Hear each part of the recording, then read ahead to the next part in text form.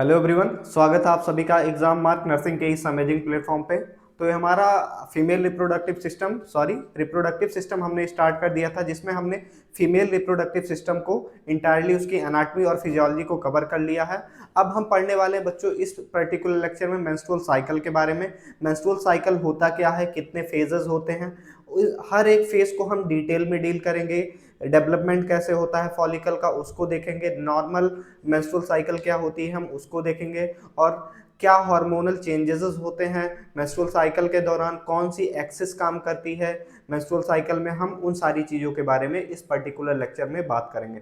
आप सभी ने मेंस्ट्रुअल साइकिल तो पहले भी पढ़ा होगा बच्चों, हम इसमें थोड़ा एक्स्ट्रा पढ़ेंगे, थोड़ा डिटेल में पढ़ेंगे, ताकि आप जब यूनिवर्सिटी एग्जाम में लिखें या फिर कंपटीशन एग्जाम के लिए आप प्रिपरेशन कर रहे होंगे तो उसमें आपको हेल्प मिलेगी। तो सबसे पहले हम जानते हैं बच्चों मेंस्ट्रुअल साइकिल होता क्या। तो जैसे इसमें डेफिनेशन लिखा है बच्चों, the female reproductive system unlike the male undergoes regular cyclic changes known as the menstrual cycle which serve as the body periodic preparation for ovulation and potential pregnancy. तो अगर हम फीमेल मेंस्ट्रुअल साइकिल की बात करें या menstrual cycle की बात करें तो बच्चों मेंस्ट्रुअल साइकिल वही होता है जिसमें जो फीमेल के रिप्रोडक्टिव सिस्टम है, रिप्रोडक्टिव ऑर्गन है, कुछ साइकिल के चेंजेस के थ्रू गुजरते हैं बच्चों। उसमें कुछ साइकिलिक चेंजेस होता है फीमेल रिप्रोडक्टिव सिस्टम में, जिसके थ्रू वो प्रिपेयर करता है किसके लिए, ओव्यूलेशन के लिए और पोटेंशियल प्रेगनेंसी के लिए। प्रेगनेंसी के लिए और ओव्यूलेशन के लिए क्या करती है फीमेल रिप्रोडक्टिव सिस्टम जो होता है वो खुद को तैयार करती है। उसी को हम क्या बोलते हैं, मेंस्ट्रुअल साइकिल बोलते हैं। और ये menstrual also known as the menarche. तो जो फर्स्ट मेंस्ट्रुअल साइकिल होती है बच्चों उसको हम क्या बोलते हैं, मेनार्च बोलते हैं। और जो अगर हम इसके एवरेज एज की बात करें कि कौन सी एज में स्टार्ट होता है, तो एवरेज एज बच्चों मीडियन एज 12.4 ईयर में मेंस्ट्रुअल साइकिल स्टार्ट होती है, ज्यादातर लड़कियों में, ज्यादातर फीमेल्स में बच्चों। अगर हम इसके नॉर्मल साइकिल की बात करें, ड्यूरेशन की बात करें, तो 21 से लेके 35 दिन की नॉर्मल साइकिल होती है बच्चों। अगर हम एवरेज डे की बात करें तो 28 दिन होता है। और जो नॉर्मल ड्यूरेशन होता है जिसमें मेंस्ट्रुअल फ्लो अकर होता है बच्चों, वो 4 से 5 डेज होता है। और एक मेंस्ट्रुअल साइकिल में कितना ml ब्लड का लॉस होता है, तो वो 35 से 80 ml का लॉस होता है। और एवरेज बच्चों 50 ml का क्या होता है, लॉस होता है। एवरेज फीमेल में 50 ml ब्लड लॉस होता है। तो मेंस्ट्रुअल साइकिल क्या है बच्चों, menstrual cycle are the systematic या cyclic reproductive changes which occur in the female reproductive system. Female reproductive system में कुछ साइक्लिक रिप्रोडक्टिव चेंजेस अकर होते हैं, उसी को हम क्या बोलते हैं, मेंस्ट्रुअल साइकिल बोलते हैं, जिसके थ्रू फीमेल बॉडी प्रिपेयर करती है किसके लिए, ओव्यूलेशन के लिए, और पोटेंशियल प्रेगनेंसी के लिए क्या करती है, प्रिपेयर करती है। तो ये होता है बच्चों मेंस्ट्रुअल साइकिल। अब इसके हम ऑर्गन सिस्टम की बात करें कि कौन कौन से ऑर्गन सिस्टम इन्वॉल्व होते हैं मेंस्ट्रुअल साइकिल में, तो क्या है इसमें बच्चों, the menstrual cycle is regulated by the complex interaction of the hypothalamus, anterior pituitary gland, ovaries and uterus. The uterine outflow tract include the cervix and vagina must remain patent. तो अगर organ system involve की बात करें बच्चों, तो इसमें क्या होता है कि फीमेल बॉडी में कुछ पर्टिकुलर ऑर्गन्स होते हैं, ऑर्गन सिस्टम होते हैं जो क्या करते हैं, मेंस्ट्रुअल साइकिल को रेगुलेट करते हैं। तो उसमें हमारा मेन ऑर्गन बच्चों क्या होता है, हाइपोथैलेमस होता है, पिट्यूटरी होता है, ओवरी होती है और यूट्रस होता है। ये आपस में कोऑर्डिनेट करते हैं और मेंस्ट्रुअल साइकिल को क्या करते हैं, स्मूथली रेगुलेट करते हैं। अब इसको कैसे रेगुलेट करते हैं हम आगे देखने वाले हैं। और क्या इसमें इन्वॉल्व होता है मेंस्ट्रुअल साइकिल में, सबसे पहला मेंस्ट्रुअल फ्लो के लिए एक पैसेज की जरूरत होती है, जिसमें सर्विक्स और वजाइना क्या को पेटेंट होना बहुत जरूरी होता है। तो ऑर्गन सिस्टम इन्वॉल्व में हमारा हाइपोथैलेमस आएगा, पिट्यूटरी ग्लैंड आएगा, ओवरीज आएंगी, यूट्रस आएगा, वजाइना आएगा और सर्विक्स आएगा। अब जितने भी ऑर्गन मैंने इसमें बताए हैं, इनका बच्चों बहुत इंपॉर्टेंट रोल होता है। हर एक ऑर्गन का एक स्पेसिफिक काम होता है मेंस्ट्रुअल साइकिल में, तो इसलिए ये ऑर्गन क्या है, इंपॉर्टेंट है। ठीक, नेक्स्ट अब देखते हैं कि फीमेल रिप्रोडक्टिव साइकिल का बच्चों, ये फीमेल रिप्रोडक्टिव सिस्टम है, इसमें आप डायग्राम के थ्रू ओवरीज को देख सकते हैं। फैलोपियन ट्यूब देख सकते हैं, यूट्रस, सर्विक्स और वजाइना। तो डायग्राम अगर आप बनाएंगे तो वेल एंड गुड है बच्चों, इससे आपको अच्छा मार्क्स स्कोर करने में हेल्प करेगा। अब हम देखते हैं कि मेंस्ट्रुअल साइकिल का फंक्शन का, मेंस्ट्रुअल साइकिल फीमेल्स में जरूरी क्यों होता है बच्चों। ठीक, तो the menstrual cycle prepare the female body for ovulation and potential pregnancy. तो जैसा कि हम जानते हैं मेंस्ट्रुअल साइकिल के थ्रू फीमेल बॉडी जो होती है वो क्या रिलीज करती है बच्चों, सेकेंडरी oocyte रिलीज करती है। तो सेकेंडरी oocyte के कैसे रिलीज होता है, जब मेंस्ट्रुअल साइकिल अकर होता है तो उसके दौरान क्या रिलीज होता है, सेकेंडरी oocyte रिलीज होता है। और पोटेंशियल प्रेगनेंसी, अब हम जानते हैं कि मेंस्ट्रुअल साइकिल में क्या होता है, यूट्रस इम्प्लांटेशन के लिए क्या करता है, खुद को प्रिपेयर करता है, यूट्रस इम्प्लांटेशन के लिए खुद को प्रिपेयर करता है बच्चों। ठीक, तो पोटेंशियल प्रेगनेंसी के लिए जो मेंस्ट्रुअल साइकिल है वो बॉडी को क्या करता है, प्रिपेयर करता है। दूसरा, hormone secreted from the hypothalamus and pituitary gland promote the maturation of ovarian follicle and trigger ovulation. ठीक, तो उसमें जो कुछ हार्मोन्स रिलीज होते हैं बच्चों, चाहे वो हमारे हाइपोथैलेमस से हो गए, चाहे पिट्यूटरी ग्लैंड से हो गए, चाहे ओवरीज से हो गए या यूट्रस से हो गए, ये क्या करते हैं, प्रोलिफरेशन में हेल्प करते हैं। जो फॉलिकल्स होते हैं उसको प्रोलिफरेट करने में, और यूट्रस की जो एंडोमेट्रियम लाइनिंग होती है उसको प्रोलिफरेट करने में हेल्प करते हैं। Ovarian hormone prepare the cervix to allow sperm entry into the endometrial cavity and stimulate endometrial growth and maturation of the potential implantation of fertilized ovum. तो जो हमारा क्या होता है बच्चों, फीमेल में जो सर्विक्स होता है उसको कौन प्रिपेयर करता है, मेंस्ट्रुअल साइकिल के दौरान कुछ चेंजेस होते हैं फीमेल सर्विक्स में, ताकि जो स्पर्म की एंट्री है वो आसानी से कहाँ हो सके, यूट्रस में हो सके और फैलोपियन ट्यूब के थ्रू एंट्रम तक पहुंच सके। और अगर फर्टिलाइजेशन होता है तो उसके इम्प्लांटेशन के लिए भी क्या कर सके, यूट्रस को प्रिपेयर कर सके बच्चों। If pregnancy does not occur the cycle reset the body for the next opportunity for conception. अगर साइकिल क्या होती है, फर्टिलाइजेशन नहीं होता तो साइकिल क्या हो जाती है, रीसेट हो जाती है बच्चों, और एक अगेन न्यू साइकिल स्टार्ट होती है। तो बॉडी फिर अगेन प्रिपेयर करने लगती है किसके लिए, अगेन ओवुलेशन के लिए और पोटेंशियल प्रेगनेंसीज के लिए। ठीक, तो यहाँ तक फंक्शंस की बात हो गई, क्या क्या ऑर्गन इन्वॉल्व होते हैं उन सभी चीज़ों के बारे में डिस्कस कर लिया। मेंस्ट्रुअल साइकिल क्या होता है वो हमने देखा। अब हम देखेंगे बच्चों हाइपोथैलेमस पिट्यूटरी ओवेरियन एक्सिस क्या होता है। ठीक, ये काफ़ी इंपॉर्टेंट कॉन्सेप्ट है मेंस्ट्रुअल साइकिल में। अगर आप ये चीज़ें लिखते हैं तो अच्छे मार्क्स स्कोर करने में आपको हेल्प मिलेगी, और कंपटीशन एग्जाम के नज़रिए से भी ये इंपॉर्टेंट है बच्चों। तो एचपीओ एक्सिस होता क्या है, एच का मतलब होता है हाइपोथैलेमस, पी का मतलब होता है पिट्यूटरी, ओ का मतलब होता है ओवरीज। अब देखिए मेंस्ट्रुअल साइकिल को रेगुलेट करने के लिए एचपीओ एक्सिस का क्या होना, पेटेंट होना या उसको सही से काम करना बहुत जरूरी होता है बच्चों। इसमें होता क्या है, हाइपोथैलेमस कुछ हार्मोन रिलीज करता है जो कि पिट्यूटरी को ट्रिगर करता है, और पिट्यूटरी ग्लैंड कुछ हार्मोन्स रिलीज करते हैं जो ओवरीज पे काम करते हैं। तो इस तरह से मेंस्ट्रुअल साइकिल का क्या होता है, रेगुलेशन होता है। तो हम देखते हैं बच्चों, these are the some neuron secretory cell which are present in the hypothalamus. These are called the arcuate nuclei। ठीक, न्यूक्लियस। तो आर्क्यूएट न्यूक्लियस क्या होते हैं बच्चों, कुछ न्यूरो सिक्रेटरी सेल्स होते हैं जो कि हाइपोथैलेमस में प्रेजेंट होते हैं। अब ये करते क्या है बच्चों, ये कुछ हार्मोन्स रिलीज करते हैं। The function of these arcuate nucleus is to transfer the hormones gonadotropin releasing hormone।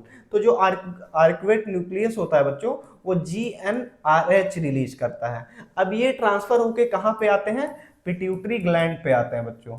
कहाँ पे आते हैं, पिट्यूटरी ग्लैंड पे आते हैं।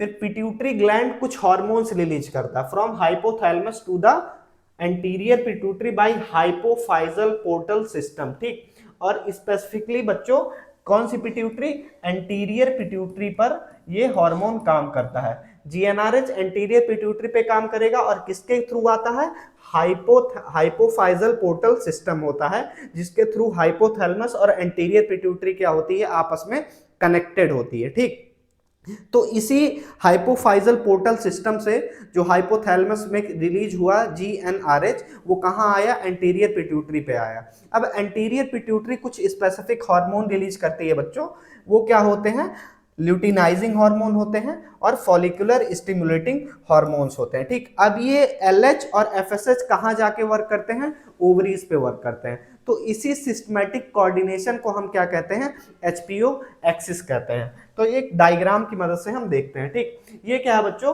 हमारा हाइपोथैलेमस है। ठीक, इसमें नहीं दिखाया है। ठीक, हाइपोथैलेमस है।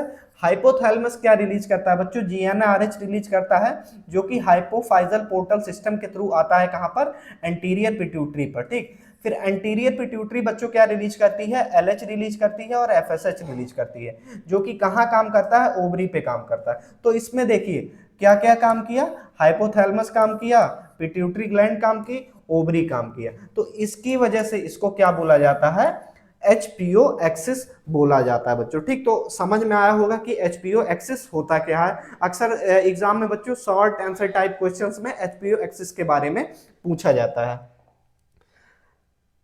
नेक्स्ट अब देखते हैं बच्चों कि एफएसएच का काम क्या होता है और ल्यूटिनाइजिंग हार्मोन का काम क्या होता है। तो FSH then travel through the blood stream to the ovaries stimulating the production of sex steroid hormone. जो सेक्स स्टेरॉइड हार्मोन्स होते हैं उनका प्रोडक्शन कराता है, जैसे कि एस्ट्रोजन एंड प्रोजेस्टेरॉन।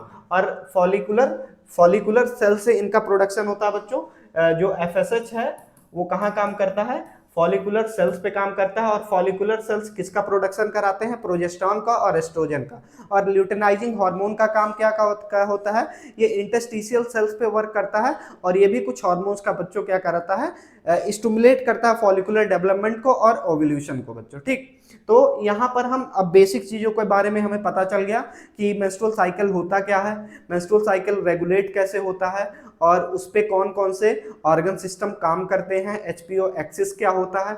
अब हम इसके फेजेस की बात करेंगे बच्चों कि जो हमारा मेंस्ट्रुअल साइकिल है वो कितने फेजेस में डिवाइड है। ठीक, तो फेजेस ऑफ मेंस्ट्रुअल साइकिल की अगर बात करें तो सबसे पहला फेज है मेंस्ट्रुअल फेज, जो कि 1 से 5 दिन तक चलता है। दूसरा फेज है बच्चों फॉलिकुलर फेज और प्रोलिफरेटिव फेज इसको हम बोलते हैं, 5 से 14 दिन तक चलता है।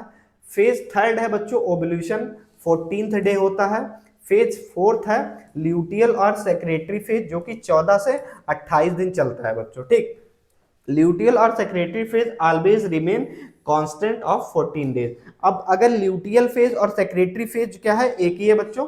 ठीक, इसमें क्या होता है, इसका डे जो है वो कांस्टेंट होता है। ऊपर बच्चों ये मेंस्ट्रुअल फेज वैरी कर सकता है, प्रोलिफरेटिव फेज वैरी कर सकता है, ओव्यूलेशन 14वें दिन है, 15वें दिन हो सकता है। लेकिन जो हमारा ल्यूटियल फेज और सेक्रेटरी फेज होता है ये क्या होता है, फिक्स होता है, इसका डेज फिक्स होता है और ये कितना होता है, 14 डेज होता है। अब इसमें देखिए फॉलिकुलर और प्रोलिफरेटिव अलग लिखा है, ल्यूटियल और सेक्रेटरी फेज अलग लिखा है। तो इसका मतलब क्या होता है। ठीक, तो जब हम मेंस्ट्रुअल साइकिल के फेजेस की बात करते हैं तो उसको हम किस पर्सपेक्टिव से देख रहे हैं उसके बेसिस पर ये डिवाइडेड है। अगर हम ओवरीज में बात करें तो उसमें फॉलिकुलर फेज चलता है, फिर उसके बाद ओव्यूलेशन आता है, ल्यूटियल फेज चलता है। अगर फिर हम उसी को किससे देखें, यूट्रस के कंपैरिजन में देखें तो यूट्रस में कुछ चेंजेस होते हैं, कुछ चेंजेस ओवरीज में होते हैं। तो ओवरीज में जो चेंजेस होते हैं उसको हम follicular phase, ovulation, luteal phase से जानते हैं। लेकिन जो फिर चेंजेस आ रहे हैं कहाँ पे, यूट्रस में, उसमें क्या आ रहा है, मेंस्ट्रुअल फ्लो हो रहा है, प्रोलिफरेशन हो रहा है, मतलब एंडोमेट्रियम का क्या हो रहा है, डेवलपमेंट हो रहा है। फिर उसके बाद सेक्रेटरी फेज आता है, उसमें भी एंडोमेट्रियम का क्या होता है, चेंजेस होता है। ठीक, तो ये हो गए फेजेस के बारे में। अगर आप लिखेंगे तो यही चार फेज लिखेंगे बच्चों। और डेज आप याद रखिएगा कि कौन सा फेज कितने डेज तक सॉरी बच्चों चलता है। अब हम एक एक फेज को क्या करते हैं, डिटेल में पढ़ते हैं बच्चों। तो मेंस्ट्रुअल फेज में हमने देख लिया कि मेंस्ट्रुअल फेज पहला फेज होता है मेंस्ट्रुअल साइकिल का। उसमें होता क्या है, जो एंडोमेट्रियम की लाइनिंग होती है, अगर फीमेल में प्रेगनेंसी नहीं हो रही है, फर्टिलाइजेशन नहीं हो रहा, तो एंडोमेट्रियम क्या होता है, डीजनरेट होके, सेड होके वो मेंस्ट्रुअल फ्लो के थ्रू सर्विक्स और वजाइना होते हुए बाहर, बॉडी के बाहर आ जाता है बच्चों। जो कि मेंस्ट्रुअल फ्लो कितने दिन तक चलता है, 1 से लेके 5 दिन तक चलता है। और नॉर्मल वैल्यूम क्या होता है, 50 से लेके 80 ml ब्लड लॉस होता है, अगर 30 से लेके 80 ml ब्लड लॉस होता है। अगर हम एवरेज बात करें तो 50 ml ब्लड का लॉस होता है। अब दूसरा फेज जो कि बहुत इंपॉर्टेंट फेज है वो है कौन सा फेज, फॉलिकुलर फेज। अब ये फॉलिकुलर फेज होता क्या है, जैसा कि हम जानते हैं ओवरीज जो होती है बच्चों, उसमें कुछ फॉलिकल्स होते हैं जिनका नंबर फिक्स होता है, जो कि इंट्रायूट्राइन लाइफ में इनका क्या होता है, प्रोडक्शन हो जाता है, प्रोडक्शन हो जाता है बच्चों, और इनका नंबर फिक्स हो जाता है। अब ये फॉलिकुलर फिर क्या होते हैं, जो फॉलिकल्स हैं वो डेवलप करते हैं, एक साइकिल में एक फॉलिकल डेवलप करेगा किसी भी ओवरी में, चाहे लेफ्ट ओवरी में चाहे राइट ओवरी में। अब इन फॉलिकल का डेवलपमेंट कैसे होता है हम उनको देखते हैं बच्चों। ठीक, तो सबसे पहला क्या होता है, प्राइमोर्डियल फॉलिकल होता है बच्चों। The primordial follicle is the earliest and most basic stage of development. It represent the resting pool of the follicle in the ovary from which a few will be recruited during each menstrual cycle for further growth and possible ovulation। ठीक, तो यहाँ क्या है बच्चों कि primordial follicle क्या है, सबसे अर्लीस्ट डेवलपमेंट है या अर्लीस्ट स्टेज है किसका, फॉलिकुलर डेवलपमेंट का। इसमें होता क्या है कि दोनों ओवरीज में fix number of primordial follicles होते हैं। अब एक साइकिल के दौरान इसी में से कोई एक प्राइमोर्डियल फॉलिकल क्या होगा, डेवलप होगा। अब वो कौन सा डेवलप होगा ये डिपेंड करता है किस पे, हार्मोन के लेवल पर और फॉलिकुलर डेवलपमेंट की साइकिल पर। ठीक, तो प्राइमोर्डियल फॉलिकल क्या है बच्चों, अर्लीस्ट डेवलपमेंट स्टेज है किसमें, फॉलिकुलर डेवलपमेंट में। और प्राइमोर्डियल फॉलिकल के अंदर ही क्या होता है बच्चों, प्राइमरी oocyte होता है जो कि अरेस्टेड होता है किसमें, प्रोफेज फर्स्ट में ऑफ मियोसिस। ठीक, ए लार्ज स्पेरिकल सेल, और ये क्या है, एक लार्ज स्पेरिकल सेल होता है बच्चों जिसमें क्या होती है, प्रोमिनेंट न्यूक्लियस होती है और मिनिमल साइटोप्लाज्म होता है। मतलब इसका साइटोप्लाज्म कम होता है लेकिन जो न्यूक्लियस होता है बच्चों वो प्रोमिनेंट होता है। न्यूक्लियस वर्सेस साइटोप्लाज्मिक रेशियो क्या होता है, ज्यादा होता है। ठीक, there are group of primordial follicle which are present at the initial of the puberty and these follicle are enclosed by a layer of flat cell called pregranulosa cells. ठीक, तो जो प्राइमोर्डियल फॉलिकल्स होते हैं बच्चों वो एक layer of cell से surrounded होते हैं जिसको हम क्या बोलते हैं, ग्रेनुलोसा सेल्स बोलते हैं। और प्राइमोर्डियल फॉलिकल में जो ग्रेनुलोसा सेल्स के लेयर होती है बच्चों वो सिंगल सेल लेयर होती है और क्या होती है, फ्लैटेंड होती है। क्या होते हैं, फ्लैट सेल्स होते हैं और लेयर सिंगल होती है। ठीक, ये किसकी बात हो रही है, प्राइमोर्डियल फॉलिकल की बात हो रही है। ठीक, तो यही प्राइमोर्डियल फॉलिकल फिर किस में डेवलप होते हैं बच्चों, प्राइमरी फॉलिकल में क्या होते हैं, डेवलप होते हैं। और उसके लिए कुछ लोकल एंजाइम क्या होते हैं, प्रेजेंट होते हैं जो कि ओवरी के अंदर ही जो कन्वर्ट करते हैं प्राइमोर्डियल फॉलिकल को किसमें, प्राइमरी फॉलिकल में। ठीक, तो प्राइमोर्डियल फॉलिकल क्या होता है ये समझ में आ गया। नेक्स्ट, अब ये क्या है बच्चों, प्राइमोर्डियल फॉलिकल का डायग्राम है। इसमें आप प्रोमिनेंट क्या देख रहे होंगे, न्यूक्लियस देख रहे होंगे, प्राइमरी oocyte देख रहे होंगे, और ये क्या है, फॉलिकुलर सेल्स हैं। आप यहाँ पर इनका जो स्ट्रक्चर देखेंगे, शेप देखेंगे बच्चों, वो क्या है, फ्लैटेंड है और ये सिंगल लेयर है।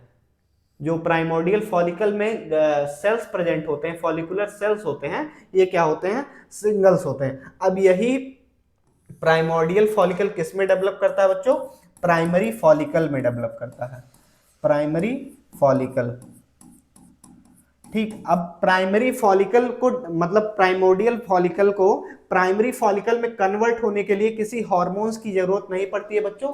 इसमें कुछ लोकल एंजाइम्स काम करते हैं, एंजाइम्स काम करते हैं जो कि कहाँ प्रेजेंट होते हैं, ओवरीज में ही प्रेजेंट होते हैं। ये जो लोकल एंजाइम है कहाँ प्रेजेंट होता है, ओवरीज में ही प्रेजेंट होता है बच्चों। ठीक, ये याद रखिएगा कि प्राइमोर्डियल फॉलिकल को प्राइमरी फॉलिकल में डेवलप होने के लिए किसी भी हार्मोन की जरूरत नहीं पड़ती है बच्चों। ठीक, the primary follicle is the first growing stage of the follicular development from when a primordial follicle is recruited and begin to mature. ठीक, तो पहला क्या था बच्चों, प्राइमरी फॉलिकल था। दूसरा क्या है, पहला प्राइमोर्डियल था, दूसरा क्या है, प्राइमरी फॉलिकल है। वही प्राइमोर्डियल फॉलिकल प्राइमरी फॉलिकल में क्या होता है, डेवलप होता है। In large in size compared to primordial follicle, the oocyte start to surrounded by layer of glycoprotein called जोना प्लेसूडा। अब ग्लाइकोप्रोटीन क्या होता है और जोना प्लेसूडा क्या होता है? जब प्राइमोर्डियल फॉलिकल प्राइमरी फॉलिकल में कन्वर्ट होता है बच्चों, तो जो प्राइमरी oocytes होता है उसके सराउंडेड कुछ ग्लाइकोप्रोटीन्स की लेयर बनने लगती है, ग्लाइकोप्रोटीन की सेल्स बनने लगती है, मेम्ब्रेन बनने लगती है, उसको हम क्या बोलते हैं? जोना प्लेसूडा बोलते हैं। जोना प्लेसूडा क्या है? प्राइमरी oocyte की कवरिंग होती है बच्चों, ठीक। The early primary follicle, there is a single layer of cuboidal granulosa cell. In the late primary follicle, multiple layer of cuboidal granulosa cell surrounded by the oocyte. अब जैसा कि बात कर रहे हैं कि प्राइमरी फॉलिकल का क्या हो रहा है? डेवलपमेंट हो रहा है। तो प्राइमरी फॉलिकल का जब डेवलपमेंट होता है बच्चों, तो जो ग्रैनुलोसा फॉलिकुलर सेल्स की क्या थी, जो लेयर थी, वो भी डेवलप होने लगती है, ठीक। तो उसमें होता क्या है, जब अर्ली प्राइमरी फॉलिकल होता है तो जो पहले फ्लैटेंड सेल था वो क्यूबॉइडल शेप में चेंज हो जाता है, और फिर लेट प्राइमरी जो फॉलिकल्स होते हैं उसमें मल्टीपल लेयर बनने लगती है, किसकी? फॉलिकुलर सेल्स की बच्चों, ठीक। अब these primary follicle do not need any gonadotropin hormone to grow, ठीक। तो प्राइमरी फॉलिकल के ग्रोथ के लिए किसी भी गोनाडोट्रोपिन हार्मोन्स की जरूरत नहीं होती है, ठीक। अब मैं एक बार दिखाता हूं बच्चों, ठीक। पहले होता है प्राइमोर्डियल फॉलिकल, प्राइमोर्डियल फॉलिकल, ठीक। अब ये प्राइमोर्डियल फॉलिकल फिर डेवलप करते हैं अर्ली प्राइमरी फॉलिकल में। यहाँ पे जो फॉलिकुलर सेल्स होते हैं, फॉलिकुलर सेल्स होते हैं, उनका शेप क्या होता है बच्चों? फ्लैटेंड होता है। शेप क्या होता है? फ्लैटेंड होता है। जो ये सेल्स दिख रहे होंगे यहाँ पे आपको कौन से शेप के दिख रहे होंगे? क्यूबॉइडल शेप के दिख रहे होंगे, ठीक। लेकिन प्राइमोर्डियल फॉलिकल में क्या होता है? इनका शेप ऐसे फ्लैटेंड होता है, ठीक। क्या होता है? फ्लैटेंड होता है। फिर अर्ली प्राइमरी फॉलिकल में क्या हुआ? क्यूबॉइडल शेप के होंगे और सिंगल लेयर होती है। फिर ये प्राइमरी फॉलिकल किसमें? लेट प्राइमरी फॉलिकल में डेवलप होता है। इसमें मल्टीपल लेयर या 2 या 3 लेयर बन जाती है, किसकी? फॉलिकुलर सेल्स की, और ये भी क्या होती हैं? क्यूबॉइडल होती हैं। अब यहाँ पर जितना भी ग्रोथ हो रहा है इसके लिए किसी भी हार्मोन की जरूरत नहीं होती है। यहाँ पर कुछ लोकल एंजाइम्स काम करते हैं जो कि ओवरीज के अंदर ही क्या होते हैं? प्रेजेंट होते हैं। यहाँ भी कि यहाँ पर किसी भी हार्मोन की GnRH, LH, गोनाडोट्रोपिन, FSH या एस्ट्रोजन, प्रोजेस्टेरोन, किसी भी हार्मोन की जरूरत नहीं होती है। कहाँ तक बच्चों? लेट प्राइमरी फॉलिकल तक, ठीक। नेक्स्ट अब बात करते हैं कुछ स्ट्रक्चर की जो कि प्राइमरी फॉलिकल्स में होते हैं बच्चों, जैसे कि एंट्रम होता है, थीका इंटरना होता है, क्यूमुलस ओफेरेंस होता है, थीका एक्सटर्ना होता है। अब इसको आप मार्क कर लीजिए बच्चों, ये काफी इंपॉर्टेंट है, ठीक। अब देखिए एंट्रम क्या होता है बच्चों? एंट्रम एक तरह का क्या है? फ्लूइड फिल्ड स्पेस है इनटू लेट सेकेंडरी फॉलिकल, ठीक। प्राइमरी फॉलिकल फिर किसमें डेवलप करता है? सेकेंडरी, अर्ली सेकेंडरी, फिर लेट सेकेंडरी। लेट सेकेंडरी में क्या होता है? एंट्रम प्रेजेंट होता है। थीका इंटरना क्या होता है? थीका एक्सटर्ना क्या होता है? और क्यूमुलस ओफेरेंस क्या होता है? आगे स्लाइड में बात करने वाले हैं। पहले हम एक बार सेकेंडरी oocytes को पढ़ लेते हैं बच्चों, ठीक। अब देखिए जो प्राइमरी फॉलिकल था वो किस में डेवलप हो जाता है? सेकेंडरी फॉलिकल में डेवलप हो जाता है। अब इस सेकेंडरी फॉलिकल में आप देख रहे होंगे बच्चों कि फॉलिकुलर सेल्स का नंबर कितना ज्यादा हो गया। क्या हो गया? फॉलिकुलर सेल्स का नंबर बढ़ गया। वहां पर 2 या 3 लेयर प्रेजेंट थी, लेकिन सेकेंडरी फॉलिकल्स में क्या होता है? इनका नंबर बढ़ जाता और इसमें फॉलिकुलर एंट्रम का फॉर्मेशन हो जाता। तो जो एंट्रम मैंने बताया था बच्चों वो यही है। क्या है? ये एंट्रम है। और एंट्रम क्या होता है? एक फ्लूइड फील्ड स्पेस होता है। फ्लूइड फील्ड स्पेस होता है किसमें? सेकेंडरी oocyte में, लेट सेकेंडरी oocyte में बच्चों। और ये क्या है? फॉलिकुलर सेल्स हैं। फिर जोना पेलेसूडा क्या मैंने बताई थी, जो प्राइमरी oocytes होती है उसकी कवरिंग होती है बच्चों, जो कि किससे मिलकर बनी होती है? ग्लाइकोप्रोटीन से मिलकर बनी हुई होती है, ठीक। और ये प्राइमरी oocyte है जो कि जोना पेलेसूडा के अंदर प्रेजेंट है। अब थीका इंटरना क्या होता है और थीका एक्सटर्ना क्या होता है? तो थीका इंटरना क्या है बच्चों? कवरिंग है किसकी? फॉलिकुलर सेल्स की क्या होती है? कवरिंग होती है। और थीका एक्सटर्ना होता है, ठीक। और इसमें कुछ वैस्कुलरिटी का डिफरेंस होता है, वो हम आगे देखने वाले हैं। और इनका फंक्शन क्या होता है वो भी हम आगे पढ़ने वाले हैं। नेक्स्ट अब हम बात करते हैं ग्रैनुलोसा सेल्स की, और ये होते क्या है और इनका काम क्या होता है बच्चों। ठीक, तो the granulosa cells has the receptor of follicles stimulating hormone, whereas the theca cells has the receptor of luteinizing hormone. ठीक, तो जैसे इस डायग्राम में आप देख रहे होंगे बच्चों, ये क्या है, ग्रैनुलोसा सेल्स हैं या फिर फॉलिकुलर सेल्स हैं। ठीक, इनको हम ग्रैनुलोसा सेल्स भी बोलते हैं और फॉलिकुलर सेल्स भी बोलते हैं। और ये क्या है, थीका एक्सटर्ना है और इसके अंदर थीका इंटरना होता है। तो जो थीका एक्सटर्ना होता है बच्चों, इस पे किसके लिए रिसेप्टर होते हैं, ल्यूटिनाइजिंग हार्मोन के लिए रिसेप्टर होते हैं। और अगर हम ग्रैनुलोसा सेल्स की बात करें, उस पे कौन से रिसेप्टर्स होते हैं, फॉलिकुलर स्टिमुलेटिंग हार्मोन्स के रिसेप्टर्स होते हैं। ठीक, FSH के रिसेप्टर होते हैं। ठीक, तो अब यहां पर क्या हो गया, रिसेप्टर का डेवलपमेंट हो गया, सेकेंडरी oocytes में क्या हो गया, रिसेप्टर का डेवलपमेंट हो गया। तो एक बार जब रिसेप्टर का डेवलपमेंट हो गया है बच्चों, तो ये रिसेप्टर क्या करते हैं, सिग्नल भेजते हैं, कहां पर, हमारे पिट्यूटरी में, हाइपोथैलेमस में सिग्नल भेजते हैं, और वहां से फिर हार्मोन्स का क्या होता है, प्रोडक्शन स्टार्ट हो जाता है। ठीक, फिर ये क्या करते हैं, उसको यूटिलाइज करके फर्दर क्या करते हैं, अब खुद को फॉलिकल्स को क्या करते हैं, डेवलप कराते हैं। ठीक, at the end of mid of the follicular phase around 7 to 8 days, उसके अराउंड बच्चों क्या होता है, दो इवेंट अकर होता है। जब फॉलिकुलर फेज का 7वां या 8वां दिन चल रहा होता है, तो उसके अराउंड दो इवेंट होता है। वो क्या होता है देखते हैं।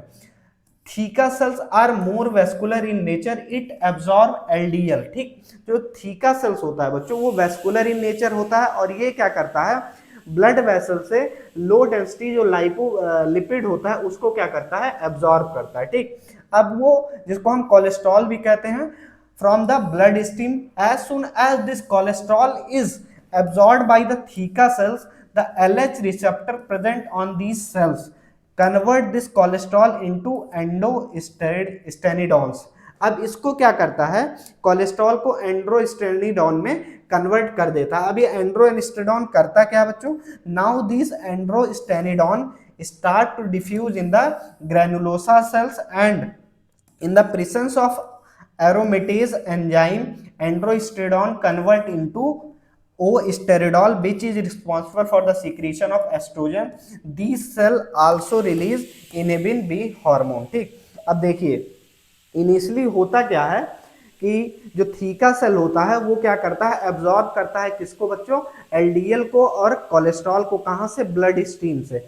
अब जो थीका सेल के अंदर LH रिसेप्टर प्रेजेंट होता है, उस कोलेस्ट्रॉल को कन्वर्ट कर देता है बच्चों एंडोस्टेरिडोन में। अब ये एंडोस्टेरिडोन फिर क्या होता है, एब्जॉर्ब होता है कहां पर बच्चों, फॉलिकुलर सेल्स में या ग्रैनुलोसा सेल्स में। फिर वहां पर ये कन्वर्ट हो जाता है ओ एस्टेरिडोल में। अब इसको कन्वर्ट कौन करता है बच्चों, एरोमेटेज एंजाइम होता है जो इसको कन्वर्ट करता है।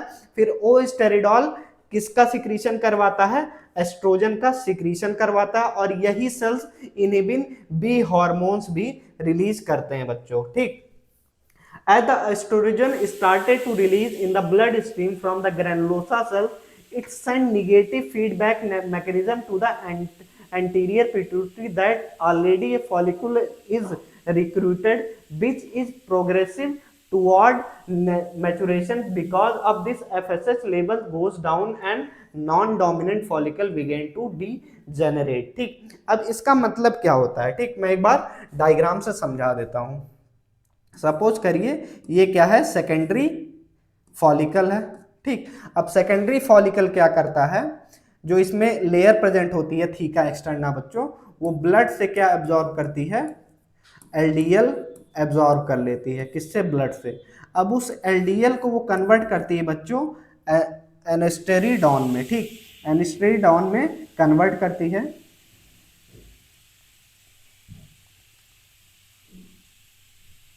एनेस्टेरिडोन, ठीक, मैं डायरेक्ट लिख रहा हूं कि ये सेकेंडरी फॉलिकल LDL को किस में कन्वर्ट कर देता है, वो एस्ट्रोजन में कन्वर्ट कर देता है। ठीक, इसलिए फिर एस्ट्रोजन में फर्दर कन्वर्ट हो जाता है। अब ये एस्ट्रोजन क्या करता है, पिट्यूटरी ग्लैंड को क्या करता है, सिग्नल भेजता है, पिट्यूटरी ग्लैंड को सिग्नल भेजता है। अब ये पिट्यूटरी ग्लैंड क्या करता है, FSH के सिक्रीशन को क्या करता है, डिक्रीज कर देता है। क्यों डिक्रीज करता है? क्योंकि एस्ट्रोजन ये निगेटिव फीडबैक मैकेनिज्म भेजता है बच्चों। क्या भेजता है?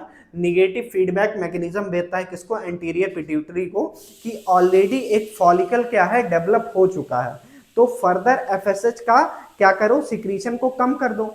अब एफएसएच का सिक्रीशन अगर कम हो जाएगा तो दूसरा फॉलिकल क्या होगा, डेवलप नहीं होगा। ठीक, तो इस वजह से निगेटिव फीडबैक मैकेनिज्म भेजता है एस्ट्रोजन किसको, एंटीरियर पिट्यूटरी को। Now secondary follicle became mature graafian follicle, final and fully matured stage of the follicular development before ovulation. It is large, fluid filled and ready to release its oocyte बच्चों। ठीक, अब होता क्या है, जो secondary oocyte था वो किस में कन्वर्ट हो जाता है, ग्राफियन फॉलिकल में कन्वर्ट हो जाता है बच्चों, और ये क्या है, डेवलप्ड फॉलिकल होता है। अब इससे oocyte क्या हो सकता है, रिलीज हो सकता है। तो आपको समझ में आया कि ये किस तरह से फॉलिकुलर स्टेज काम कर रहा है बच्चों। ठीक, अब स्ट्रक्चर ऑफ ग्राफियन फॉलिकल की बात करते हैं कि स्ट्रक्चर कैसा होता है इसका बच्चों। एक सेकंड में देखता हूँ डायग्राम। हाँ ठीक, तो ये है क्या है, ये स्ट्रक्चर है बच्चों ग्राफियन फॉलिकल का। इसमें आप थीका एक्सटर्ना देख रहे होंगे, थीका इंटरना देख रहे होंगे, ग्रैनुलोसा सेल्स देख रहे होंगे, क्यूमुलस ओफेरस सेल्स देख रहे होंगे, एंट्रम देख रहे होंगे, बेसमेंट मेम्ब्रेन दिख रही होगी, कोरोना रेडिएटा सेल्स दिखता होगा, oocyte और हिलॉक और पेरीवेटेलाइन स्पेस दिख रहा होगा बच्चों। अब इनका काम क्या होता है, हम एक एक चीजों को डिटेल में देखते हैं।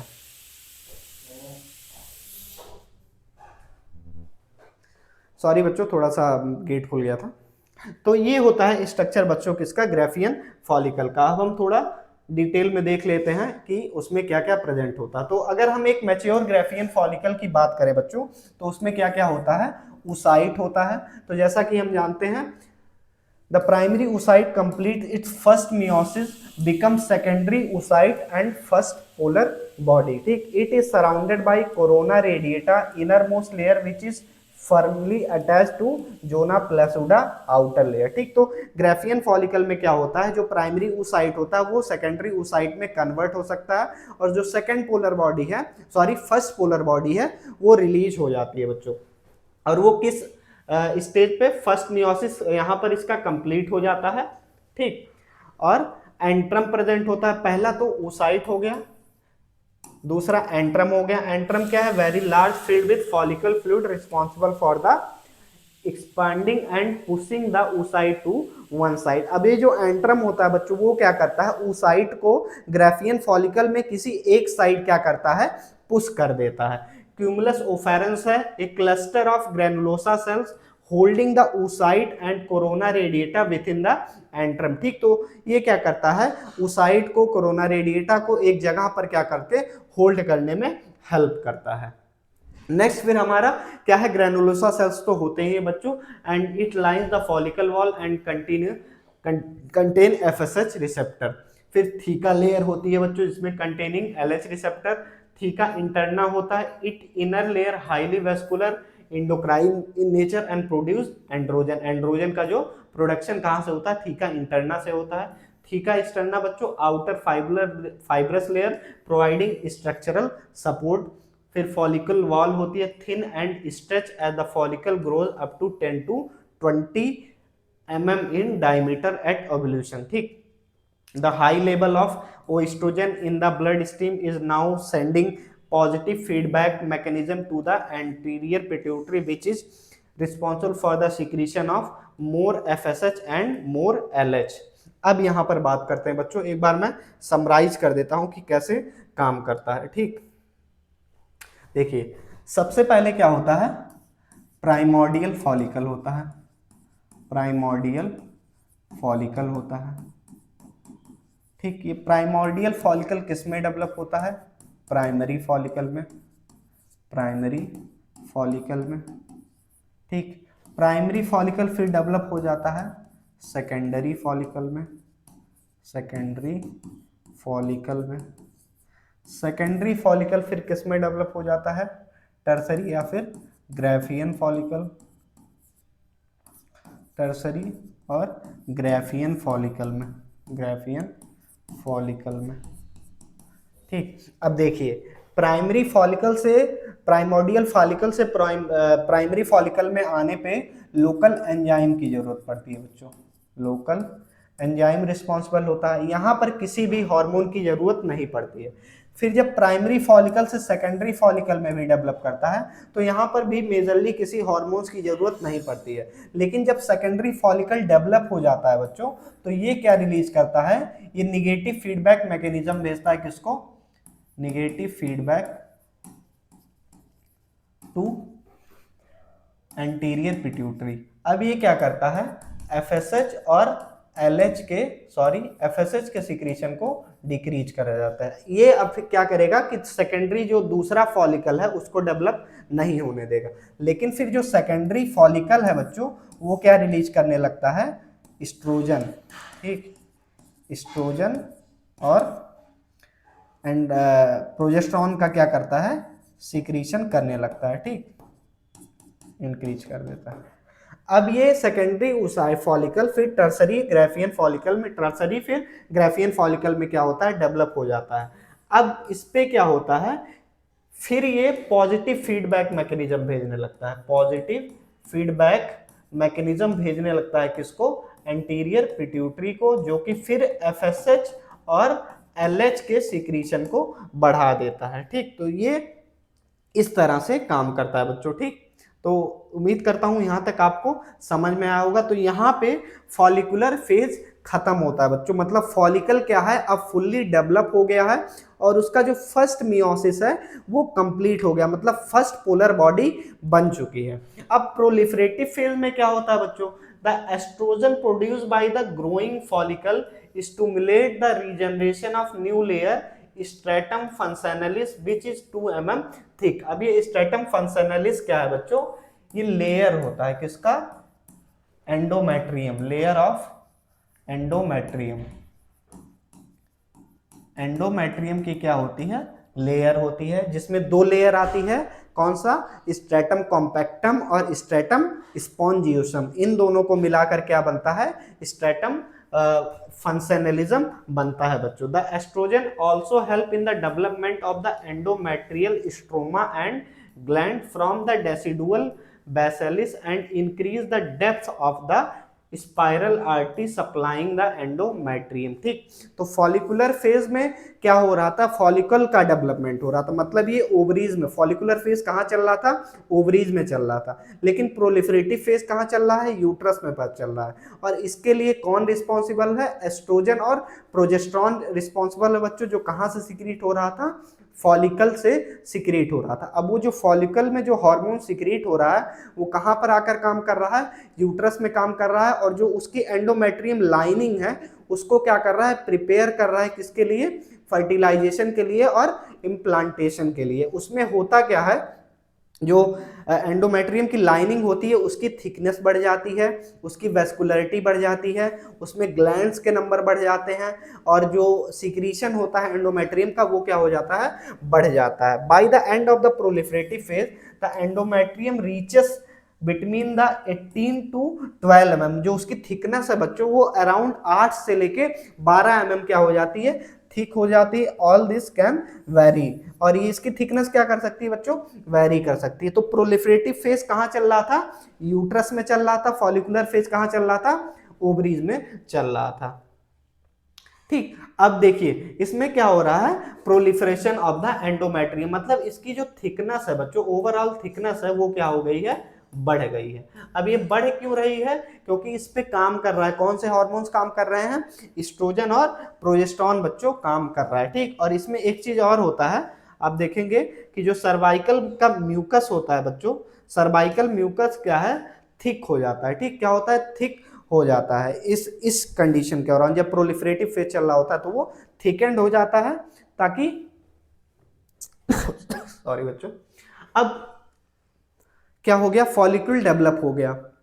अब क्या होगा, ओवल्यूशन होगा। तो ओवल्यूशन से पहले कुछ इवेंट्स होते हैं उसको हम देख लेते हैं। ठीक, तो high estrogen peak that must sustain about 24 to 36 hour. अब ओवल्यूशन होने के लिए बच्चों जो एस्ट्रोजन हार्मोन्स को क्या करना होता है, पीक पर जाना होता है, और वो उस पीक को मेंटेन करना होता है कितने देर के लिए, 24 से लेके 36 घंटे के लिए। Concentration of oestrogen in blood stream must be 200 pg पर ml फॉर 48 आवर। ठीक, तो ये कंडीशंस हैं ओवल्यूशन के लिए। These mechanism result in the sudden surge of LH secretion with LH level increasing 10 fold during the luteinizing hormone. अब जब oestrogen का लेवल बच्चों क्या होगा, पीक पे होगा, तो फिर ये क्या करता है, पॉजिटिव फीडबैक मैकेनिज्म भेजता है किसको, एंटीरियर पिट्यूटरी को, जिससे क्या होता है LH सर्ज आता है।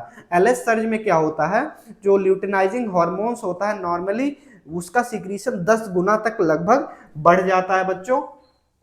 LH surge should be maintain 10 to 12 hour, मतलब जो ये LH सर्ज है वो 34 से 36 घंटे तक मेंटेन होना चाहिए, और जो उसका पीक है 10 से 12 आवर के लिए क्या होना चाहिए, मेंटेन होना चाहिए। अब जब ये होता है बच्चों तो कुछ लोकल एंजाइम्स, लोकल हार्मोन्स भी रिलीज होते हैं, कहाँ पर, ओवरीज में, जैसे कि प्रोजेस्टेरॉन, प्रोस्टाग्लैंडिन, ये क्या करते हैं, और कुछ प्रोटोलिटिक एंजाइम्स कहाँ रिलीज होते हैं, ओवरीज में रिलीज होते हैं। अब ये जो प्रोस्टाग्लैंडिन और प्रोटोलिटिक एंजाइम्स रिलीज हो रहे हैं बच्चों, ये क्या करते हैं, ओवल्यूशन में हेल्प कराते हैं। Ovulation occur around 14 days before the onset of the menses. In an average 28 day of cycle, ovulation occur on day 14। अगर 28 दिन की साइकिल है तो अराउंड 14वें दिन क्या होगा बच्चों, ओवल्यूशन होगा। और ओवल्यूशन के क्या रिस्पॉन्सिबल है, LH रिस्पॉन्सिबल है, और क्या रिस्पॉन्सिबल है, कुछ प्रोटोलिटिक एंजाइम और प्रोस्टाग्लैंडिन बच्चों। अब क्यूमुलस एक्सपांशन क्या होता है, cumulus cell synthesize hyaluronic acid spacing out the cells, expansion help the oocyte detach eases pick up by फिम्ब्रियाई। ठीक, तो इसमें होता क्या है, जो ग्राफियन फॉलिकल्स है, जो सेल्स हैं बच्चों, उनके बीच में हाइलोरोनिक एसिड रिलीज होने से वो सेल्स क्या होते हैं, लूज हो जाते हैं, और लूज होने से क्या होता है, जो oocyte है वो इजिली क्या होता है, रिलीज होता है बच्चों। उससे क्या होगा, फॉलिकल वॉल वीकनिंग होगा, क्यूमुलस एक्सपेंशन होगा, फॉलिकल वॉल वीकनिंग होगा, और इससे क्या होगा, oocyte क्या होगा, इजिली बच्चों क्या होता है, रिलीज हो जाता है। ठीक, the stigma formulation make follicular wall thin and ovarian wall make stretchable. Prostaglandin facilitate contraction and increases intrafollicular pressure. ठीक, तो अब देखिए दिस स्टिग्मा फॉर्मुलेशन मतलब जो फॉलिकुलर वॉल वीकनिंग हो रही है, क्यूमुलस एक्सपेंशन हो रहा है, इससे क्या होता है, जो फॉलिकुलर वॉल होती है वो क्या होती है, वीक हो जाती है, एक्सपैंड हो जाती है, स्ट्रेच हो जाती है। और प्रोस्टाग्लैंडिन क्या करता है, उसमें स्लाइट कॉन्ट्रैक्शन कराता है, जिसकी वजह से oocyte क्या होता है, रिलीज हो जाता है, और फिम्ब्रियाई के द्वारा क्या किया जाता है, पिक कर लिया जाता है बच्चों। ठीक, अब oocyte क्या हो गया, रिलीज हो गया। ठीक, कौन सा oocyte रिलीज होता है, सेकेंडरी oocyte रिलीज होता है। अब जब ये सेकेंडरी oocyte रिलीज होता है बच्चों, तो उसके दौरान क्या होता है, हल्का सा पेन होता है, और कुछ ब्लड थोड़ा सा बच्चों कहाँ रिलीज होता है, इंटरस्टिशियल स्पेस में, इंट्रापेरिटोनियल स्पेस में रिलीज होता है, कि जो कि बच्चों क्या कराता है, पेन भी कराता है बच्चों। ठीक, some amount of fluid or blood also enter into the peritoneal cavity। अब ये कब, जब oocyte क्या होता है बच्चों, रिलीज होता है। ठीक, तो उसके दौरान कुछ अमाउंट में ब्लड और फ्लूइड क्या होते हैं, रिलीज होते हैं इंट्रापेरिटोनियल स्पेस में, जो कि क्या कराते हैं, इरिटेशन और पेन कराते हैं in human around the time of the ovulation, and this is called mittelschmerz syndrome. Mittelschmerz syndrome होता है बच्चों, क्या कराता है, ये पेन होता है ओवुलेशन के दौरान, ये कुछ ह्यूमंस में देखा जाता है बच्चों। ठीक, the cervical changes that begin during the follicular phase continue resulting in increase watery cervical mucus to facilitate sperm entry. अब ओवुलेशन के दौरान क्या होता है बच्चों, जो सर्वाइकल म्यूकस होता है वो क्या हो जाता है, थिन हो जाता है, वाटरी हो जाता है, जो कि किसको फैसिलिटेट करता है, स्पर्म के एंट्री को क्या करता है, फैसिलिटेट करता है बच्चों। ठीक, अब यहां पर देख रहे होंगे रप्चर ऑफ ग्राफियन फॉलिकल। अब ये जब ग्राफियन फॉलिकल रप्चर हो जाता है तो फिर ये किसमें, फॉलिकुलर सेल्स क्या होते हैं, कोलैप्स हो जाते हैं, और फॉलिकल फिर ग्राफियन उसमें कन्वर्ट होने लगता है बच्चों। ठीक, और ये रिलीज होके कहाँ चला जाता है, हमारा जो फैलोपियन ट्यूब होता है उसमें चला जाता है। ठीक, अब फिर फॉलिकल फेज के बाद आता है, ओव्यूलेशन के बाद आता है ल्यूटियल फेज। हमने मेंस्ट्रुअल फेज पढ़ लिया, फॉलिकुलर फेज पढ़ लिया, प्रोलिफरेटिव फेज पढ़ लिया, ओव्यूलेशन पढ़ लिया, अब हम पढ़ने वाले हैं ल्यूटियल फेज। ल्यूटियल फेज क्या होता है बच्चों? अब ओव्यूलेशन हो गया, ठीक, जो oocytes है वो फैलोपियन ट्यूब में पहुंच गया, और जो ग्राफियन फॉलिकल था वो किस में कन्वर्ट हो जाता है? ल्यूटियल में कन्वर्ट हो जाता है बच्चों। The next phase of the menstrual cycle include the luteal and the secretory phase, reflecting the role of the corpus luteum in the ovary and the secretory function of the sorry बच्चों। अब देखिए होता क्या है, जो Graafian follicle था वो किस में कन्वर्ट हो जाता है बच्चों? कॉर्पस ल्यूटियम में कन्वर्ट हो जाता है, और क्या सिक्रीट करता है? कुछ हार्मोन सिक्रीट करता है बच्चों। और secretory function of the mature endometrium in the uterus, और जो एंडोमेट्रियम होता है बच्चों उसमें भी सिक्रीशन स्टार्ट हो जाता है, उसका प्रोलिफरेशन भी, फर्दर प्रोलिफरेशन स्टार्ट हो जाता है। This phase began with the ovulation and conclude when menstrual bleeding start. अब ये फेज कब तक चलता है बच्चों? जैसे ओव्यूलेशन हो जाता है और जब तक मेंस्ट्रुअल साइकिल नहीं स्टार्ट हो जाती तब तक ये फेज चलता है, और ये अराउंड कितने दिन का होता है बच्चों? 14 डेज का होता है, ठीक। अब ये कॉर्पस ल्यूटियम क्या है? It is a yellowish convoluted structure which is temporary endocrine gland formed in the ovary after ovulation from the ruptured Graafian follicle, ठीक। जब ग्राफियन फॉलिकल रप्चर होके क्या रिलीज कर देता है? सेकेंडरी oocyte रिलीज कर देता है, फिर वो किस में कन्वर्ट हो जाता है? कॉर्पस ल्यूटियम में कन्वर्ट हो जाता है। इसीलिए हम इसको क्या बोलते हैं? ल्यूटियल फेज बोलते हैं। और सिक्रेटरी फेज क्यों बोलते हैं बच्चों? अब कुछ सिक्रेटरी चेंजेस आ रहे हैं एंडोमेट्रियम में, जो एंडोमेट्रियम में चल रहा है उसको हम सिक्रेटरी फेज बोलते हैं, और जो ओवरीज में चल रहा है उसको हम ल्यूटियल फेज कह रहे हैं बच्चों। अब इसके दौरान होता क्या है? During ovulation the mature follicle release an egg oocyte, the remaining follicle sales granulosa and theca sales transform into the corpus luteum under the influence of luteinizing hormone, and both of these cells have larger number of receptor LH, ठीक। तो जैसा कि हम जानते हैं जो Graafian follicle था वो रप्चर होके oocyte को रिलीज करता है, लेकिन जो रेमिनेंट उसका रह जाता है, फॉलिकुलर सेल्स रह जाता है, ग्रेनुलोसा सेल्स रह जाता है, थीका सेल्स रह जाता है, वो किस में कन्वर्ट हो जाता है? कॉर्पस ल्यूटियम में कन्वर्ट हो जाता है, जिसपे एलएच के रिसेप्टर क्या होते हैं? प्रेजेंट होते हैं बच्चों। The life span of corpus luteum is 2 week, जो कि 14 डेज होता है बच्चों। अब ये जो ग्राफियन फॉलिकल ल्यूटियल फॉलिकल होता है बच्चों, कॉर्पस ल्यूटियम होता है, वो सिक्रीट करता है progesterone and oestrogen, relaxin and inhibin. अब ये क्या करता है? ये एंडोमेट्रियम को फर्दर क्या करता है? प्रोलिफरेट करता है और एंडोमेट्रियम की लाइनिंग को मेंटेन करके रखता है बच्चों। जैसे अब ग्राफियन फॉलिकल तो रप्चर हो गया, अगर वो रप्चर हो गया तो अगर हार्मोन उससे नहीं सिक्रीट होगा तो एंडोमेट्रियम की लाइनिंग क्या होगी? सेड होके निकल जाएगी, मेंस्ट्रुअल फ्लो स्टार्ट हो जाएगा। लेकिन अभी तो फर्टिलाइजेशन नहीं हुआ है, फर्टिलाइजेशन के लिए कुछ दिन बाकी होता है, जैसे 1 हफ्ता लगता है इम्प्लांटेशन होने में।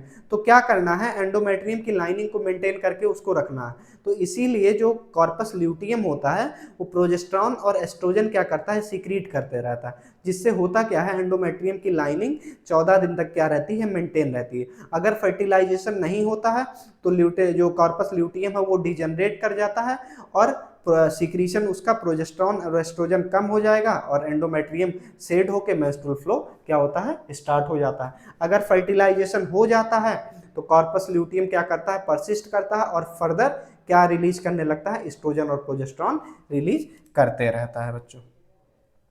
अब देखिए यहाँ पर ओव्यूलेटरी फेज दिखाया गया है और यहाँ पर ल्यूटियल फेज दिखाया गया बच्चों। ये क्या है? कॉर्पस ल्यूटियम है। ग्राफियन फॉलिकल किस में कन्वर्ट हो जाता है? कॉर्पस ल्यूटियम पे। पहले primordial, primary, late primary, secondary, graafian, mature graafian follicle, ठीक, फिर वो ल्यूटियल, इस तरह से क्या होता है? चलता है बच्चों, फेजेस चलते रहते हैं। अब सिक्रेटरी फेज क्या होता है? The dominant hormone during this phase is progesterone. Secretary phase में क्या होता है? जो डोमिनेंट हार्मोन होता है बच्चों वो प्रोजेस्टेरॉन होता है। Progesterone stimulate the maturation of the endometrium in the preparation for the potential implantation of fertilized ovum. Progesterone promote the development of complex gland increase glycogen accumulation for energy and increase the surface area of the spiral artery. Additionally, progesterone thickens and decreases the elasticity of the cervical mucus, making more difficult for sperm to pass through. ठीक, अब इसके जान होता क्या है कि secondary oocyte release हो गया। अब कॉर्पस ल्यूटियम से एस्ट्रोजन और प्रोजेस्टेरॉन तो दोनों रिलीज होता है, लेकिन जो प्रोजेस्टेरॉन का अमाउंट होता है बच्चों वो ज्यादा होता है। और प्रोजेस्टेरॉन क्या करता है, एंडोमेट्रियम की लाइनिंग को फर्दर थिक करता है, उसको मेंटेन करता है, उसके सीक्रेशन को बढ़ा देता है, ग्लाइकोजन के प्रोडक्शन को बढ़ा देता है, जिससे क्या हो, अगर इम्प्लांट फर्टिलाइजेशन हो तो उसके बाद इम्प्लांटेशन क्या हो सके, अच्छे तरीके से हो सके बच्चों। ठीक, तो ये काम होता है किसका, प्रोजेस्टेरॉन का। ठीक, तो ये किस में होता है, सिक्रेटरी फेज में, इसीलिए इसको क्या कहा जाता है, सिक्रेटरी फेज कहा जाता है बच्चों। If fertilization occur ovum release human chorionic gonadotropin, जिसको हम एचसीजी कहते हैं बच्चों, which stimulate the corpus luteum to maintain progesterone production. अगर फर्टिलाइजेशन हो जाता है बच्चों तो जो ओवम होगा बच्चों वो क्या रिलीज करता है, एचसीजी रिलीज करता है, जो कि क्या करेगा, कॉर्पस ल्यूटियम को मेंटेन करेगा। और कॉर्पस ल्यूटियम फिर क्या करता है, प्रोजेस्टेरॉन और एस्ट्रोजन के सिक्रीशन को बनाए रखता है बच्चों। If fertilization does not occur without a fertilized ovum, the progesterone in blood stream send negative feedback signal at the anterior pituitary gland, slows LH release and resulting in rapid decline in progesterone and estradiol level at the end of the phase। अगर fertilisation नहीं होता है बच्चों तो जो progesterone blood stream में है वो क्या करेगा, नेगेटिव फीडबैक भेजेगा किसको, एंटीरियर पिट्यूटरी को। वहां से LH का क्या होगा, सिक्रीशन कम होगा, जिससे एस्ट्रोजन कॉर्पस ल्यूटियम क्या है, डिजनरेट हो जाएगा, और प्रोजेस्टेरॉन और एस्ट्राडियोल का क्या होगा, सिक्रीशन कम हो जाएगा बच्चों। इससे क्या होगा, जो मेंस्ट्रुअल एंडोमेट्रियम की लाइनिंग है वो सेड होके क्या होगी, मेंसेस के थ्रू क्या हो जाएगी, खत्म हो जाएगी बच्चों, या फ्लो उसका हो जाएगा। ठीक, तो यहाँ पर बच्चों खत्म होता है क्या, menstrual cycle. Normal menstrual cycle क्या होता है, ये सारी चीजें आपको पता ही होंगी। इस डायग्राम में बच्चों आप देख रहे होंगे कि क्या क्या साइक्लिक चेंजेस हो रहे हैं और कौन से फेज पर हो रहे हैं। ठीक, तो ये यहाँ पर बच्चों दिखा रहा है कि जो ओवरीज में चेंजेस हो रहे हैं, ओवरीज में जो चल रहा है। सबसे पहला है बच्चों फॉलिकुलर फेज, ये ओवरी में चल रहा है। ठीक, दूसरा है बच्चों ल्यूटियल फेज, और यहाँ पर बीच में तीसरा है ओवल्यूशन। ठीक, तो ये तीन फेजेस कहाँ चलते हैं बच्चों, ओवरीज में चलते हैं। और यहाँ पर कौन से फेजेस दिखा रहा है, जो यूट्रस में चलते हैं। यूट्रस में पहला क्या है, मेंसेस हो, मेंस्ट्रुअल फेज जो चलता है 1 से 5 दिन, वो हो गया। दूसरा है बच्चों प्रोलिफरेटिव फेज, तीसरा है हमारा सिक्रेटरी फेज। ठीक, तो ये तीन फेजेस कहाँ चलते हैं, यूट्रस में चलते हैं। तीन फेजेस ओवरीज में, क्या, follicular phase, ovulation phase, luteal phase. और ये तीन फेज बच्चों कहाँ, यूट्रस में, menstrual phase, proliferative phase, secretary phase. तो हमने जो पढ़ा है बच्चों उसको कंबाइन करके पढ़ा, मेंस्ट्रुअल फेज को, ल्यूटियल फेज को, और सिक्रेटरी फेज को, और प्रोलिफरेटिव फेज को, और ल्यूटियल, सारे स्टेजों को क्या करके हमने कंबाइन करके पढ़ा है बच्चों। ठीक, फॉलिकुलर फेज में क्या होता है, फॉलिकल का ग्रोथ होता है। ओवल्यूशन फेज में oocyte रिलीज होता है बच्चों, और corpus albicans, corpus luteum. Luteal phase में जो ल्यूटियल होता है, ल्यूटियम कॉर्पस ल्यूटियम होता है, उसका डेवलपमेंट होता है, उससे सिक्रीशन होता है बच्चों। ठीक, जब ल्यूटियल फेज चल रहा है तो उसके दौरान कौन सा फेज चलता है, सिक्रेटरी फेज चलता है, सिक्रेटरी फेज चलता है। और जब फॉलिकुलर फेज चलता है तो उसके दौरान बच्चों कौन सा प्रोलिफरेटिव फेज चलता है और मेंस्ट्रुअल फेज चलता है। ठीक, तो ये क्या होते हैं, चेंजेस होते हैं। ये मेंस्ट्रुअल साइकिल होती है जो नॉर्मली एक हेल्दी इंसान में चलती है बच्चों। उम्मीद करता हूँ आज का लेक्चर आपको समझ में आया होगा, मेंस्ट्रुअल साइकिल समझ में आई होगी। अगर आपको कहीं भी थोड़ा भी डाउट है तो आप बेहिचक हमसे पूछ सकते हैं। और ये नोट्स को अगर आपको डाउनलोड करना है तो आपको ये नोट्स हमारे ऐप पर मिल जाएगा। हमारे ऐप का नाम बच्चों एग्जाम मार्क है, वहाँ से आप इस नोट्स को क्या कर सकते हैं, डाउनलोड कर सकते हैं। तब तक के लिए जय हिंद, टेक केयर, और चैनल को सब्सक्राइब जरूर करें।